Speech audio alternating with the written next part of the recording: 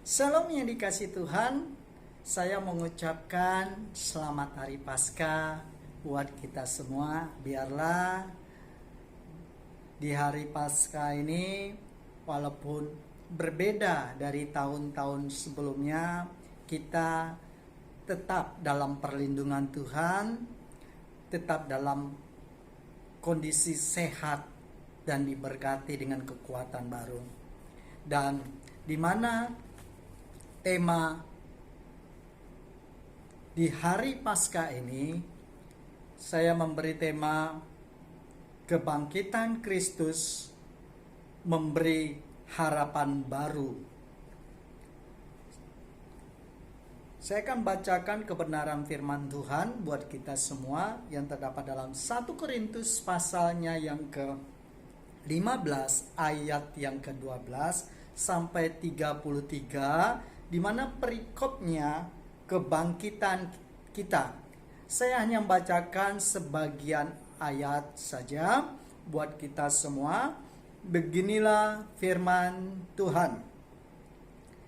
Ayat 12, jadi bila mana kami beritakan bahwa Kristus dibangkitkan dari antara orang mati, bagaimana mungkin ada di antara kamu yang mengatakan bahwa tidak ada kebangkitan orang mati?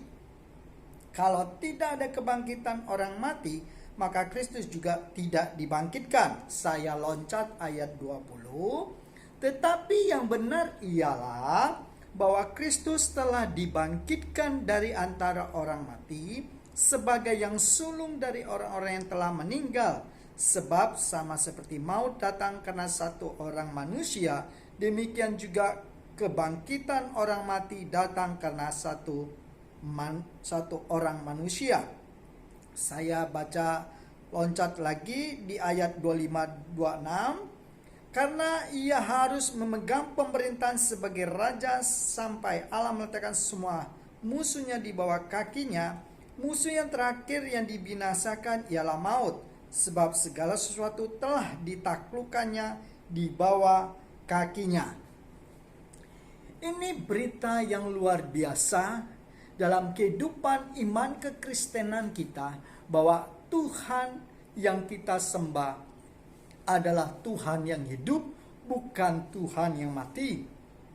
Karena pertanyaan-pertanyaan dari zaman ke zaman, seringkali kita mendengar pertanyaan, mengapa Tuhan yang disembah orang Kristen kok mati?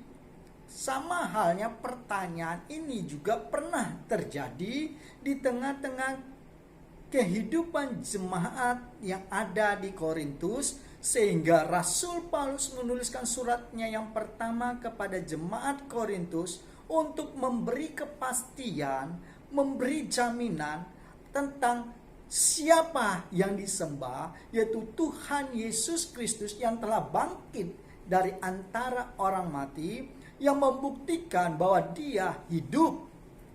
Di mana pertanyaan tersebut, kalau kita baca di ayat 12, dikatakan, jadi bila mana kami beritakan bahwa Kristus dibangkitkan dari antara orang mati, bagaimana mungkin ada di antara kamu yang mengatakan bahwa tidak ada kebangkitan orang mati? Ini sama seperti kelompok golongan orang Saduki yang tidak mempercayai adanya kebangkitan setelah kematian. Tapi yang pasti dalam iman kekristenan, bahwa hidup kita akan dibangkitkan bersama-sama dengan Kristus. Ini hal yang luar biasa, menjadi suatu kebanggaan, suatu kebahagiaan bagi setiap hidup kita, bahwa yang kita sembah adalah Tuhan yang hidup, bukan Tuhan yang mati. Kabar sukacitanya di hari Paskah ini, dalam kondisi pandemik virus corona yang melanda di seluruh dunia, khususnya di bangsa kita, di mana banyak orang mengalami kecemasan yang berkelebihan, bahkan orang satu sama lain bisa saling mencurigai. Tapi kabar sukacita yang saya sampaikan hari ini adalah bahwa kebangkitan Kristus memberi harapan baru. Yang pertama, kepercayaan kita kepada Yesus Kristus tidak sia-sia. Kenapa?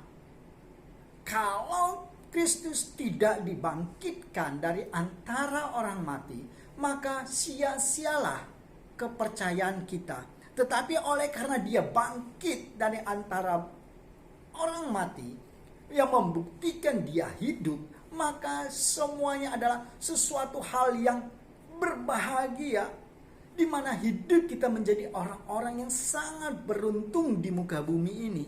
Karena kita dipilih, kita diselamatkan oleh kasih anugerah Tuhan. Haleluya. Bangga dan bersyukurlah Bapak, Ibu, Saudara, dan saya memiliki Tuhan yang hidup. Dan kelak Ia akan datang kembali untuk menjemput saya dan saudara. Dan apabila belum masanya, belum waktunya Ia datang dan kita telah kembali, atau dengan istilah sederhananya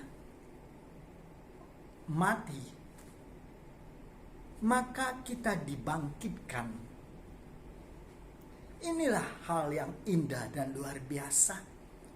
Makanya berita sukacita hari ini, maka kepercayaan kita kepada Yesus Kristus tidak sia-sia. Badai pasti berlalu. Kondisi yang mencekamkan hari-hari ini melanda di negeri ini akibat virus corona akan berlalu. Tuhan sedang memulihkan gerejanya.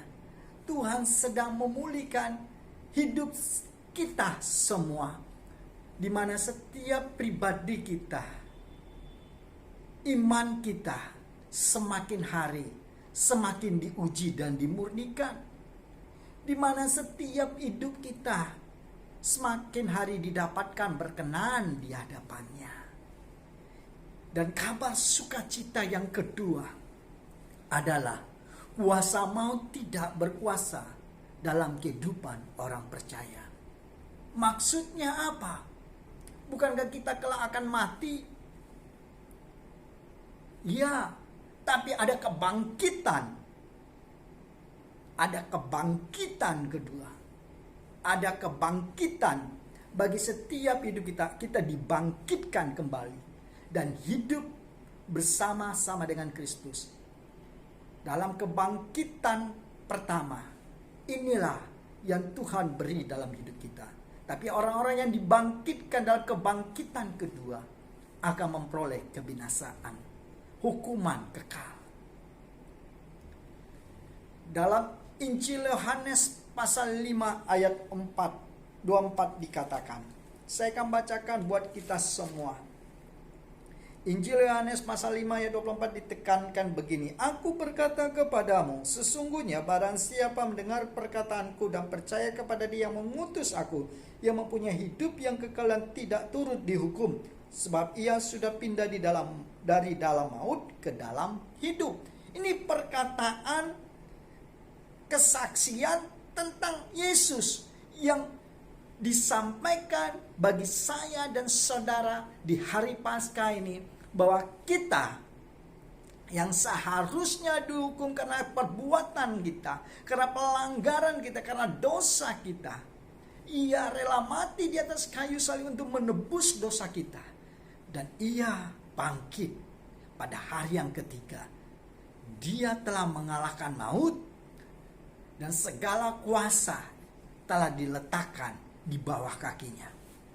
Inilah mengapa saya katakan kabar sukacita yang luar biasa, bahwa hidup saya dan saudara telah berpindah dari yang seharusnya menerima hukuman, berpindah memperoleh hidup. Karena apa? Karena Yesus telah menebus saya dan saudara. Haleluya. Dan bagi setiap orang percaya akan mendapat kuasa. Saya katakan mukjizat itu masih ada. Kuasa Tuhan masih bekerja dahulu, sekarang, dan sampai selama-lamanya, sampai Dia datang kedua kali. Mungkin ada teolog yang mengatakan atau tidak percaya dengan mukjizat. Saya katakan itu tidak alkitabiah. Saya mau bagi suatu perkataan Yesus bagi setiap hidup kita orang percaya di hari-hari ini. Dan itu menjadi bagian kita. Dalam Injil Yohanes pasalnya yang ke-14 ayat yang ke-12, begini firman Tuhan katakan, Aku berkata kepadamu, sesungguhnya barang siapa percaya kepadaku, ia akan melakukan juga pekerjaan-pekerjaan yang aku lakukan, bahkan pekerjaan-pekerjaan yang lebih besar daripada itu, sebab aku pergi kepada Bapa.